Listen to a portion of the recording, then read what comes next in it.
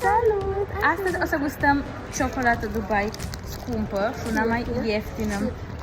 Pochi iuți. Prima dată cea ieftină. Hai să gustăm prima.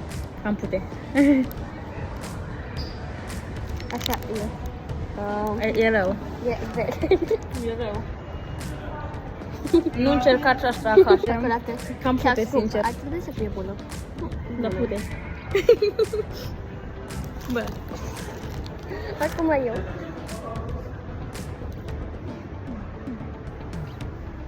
Acum gustăm Pochi iuți. Sper că sunt mai bune decât ciocolatele Dubai. Ok, au două punguțe înăuntru, luăm doar una, pentru că sper să nu fie chiar atât de rele ca celălalt. Ok, hai să gustăm. Miros? Miros, dacă înțelegeți?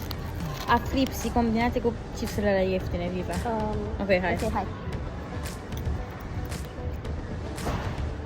Nu știu, poate. Nu știu, dar nici bune nu sunt. Ciudate. Sos. Nu-mi place ce am luat, am dat banii degeaba.